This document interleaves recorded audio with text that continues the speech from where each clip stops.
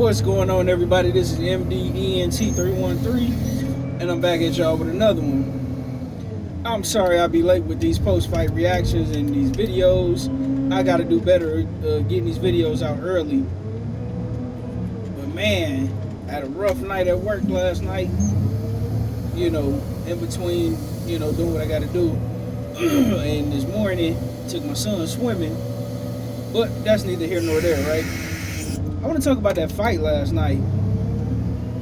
My predictions have been god-awful on everything from football to women's basketball, definitely in boxing. And it was just as wrong as ever last night. I figured with Canelo Alvarez's experience, with Edgar Berlanga's his lack of defensive responsibility, his lack of experience, I thought Canelo Alvarez would, for the first time in a long time, get a knockout, right? And things was trending that way. You get to the third round, I mean, Canelo was just in complete control, doing whatever he wanted to do, putting a lot of mental pressure on Edgar Berlanga. Beautiful use of his feet, solid foot movement, strategically placing Edgar Berlanga where he wanted to place him, right? Bam, he hit Edgar Berlanga with a crazy left hook, feigning him down to the body, over the top with the left. Yaka! Got him up against the ropes, put him right down. I say, oh man, here it go.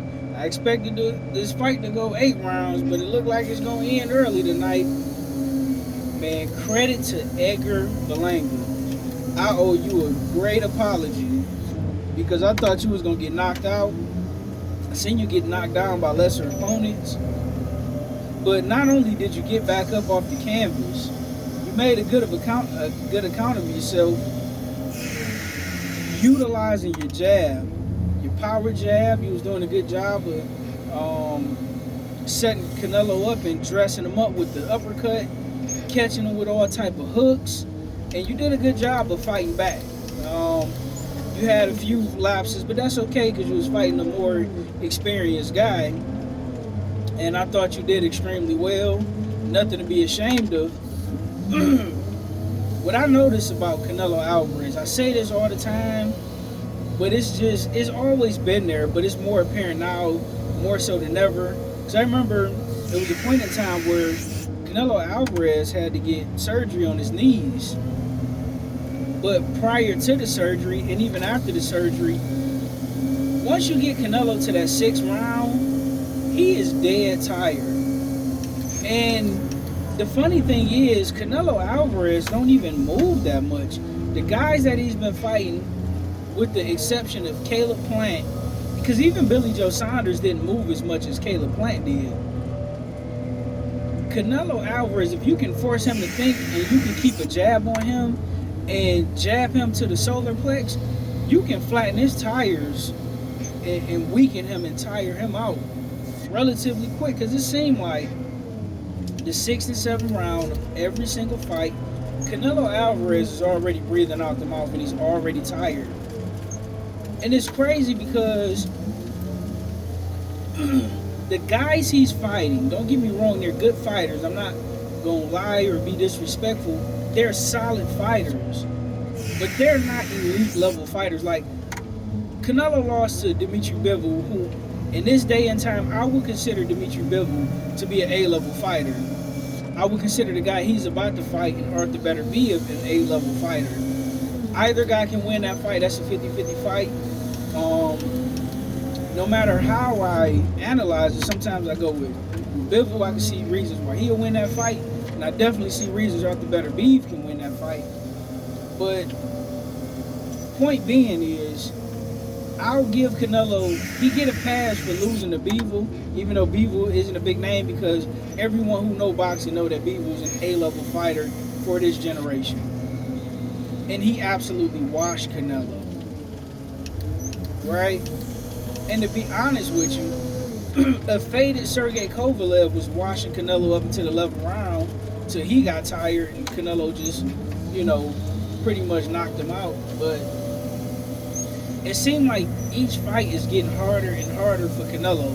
When I was listening to that commentary, right, They were saying how Canelo's looks as focused and as sharp as he's ever been, and they was trying to make excuses for his poor performance in the Jaime Munguia fight, and saying that he wasn't as focused for the Munguia fight, and he was carrying Jaime Munguia.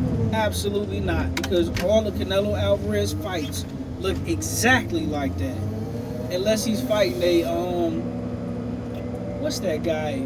Abney Yildirim, Abney Yildirim, or he's fighting a Rocky Fielding. But if he's fighting a respectable, solid fighter with a chin who will fight him back, all his fights look like that. Or on the other side of the spectrum, if he's fighting a traditional boxer, like Caleb Plant, even a guy like Caleb Plant who don't have power, but who has phenomenal feet and a good jab, he looks like that. And I think, Canelo, he's been fighting since he's been 15. There's a lot of wear and tear on that body.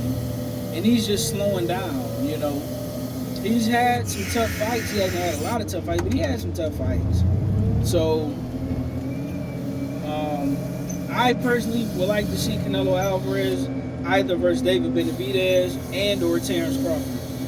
I prefer the Terrence Crawford fight over Benavidez, but either way, I'll be happy with either fight, because I think either fight is a phenomenal matchup and has the making to be an all-time great fight.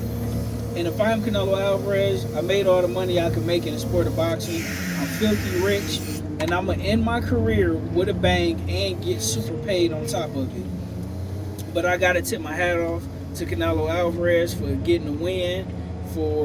He won the fight. I gotta be honest with you, he won the fight. But for getting the win, for hanging in there, and listen, Edgar Berlanga, he performed a lot better than what I expected. So I want to give credit to Edgar Berlanga, because I gave Edgar Berlanga no shot.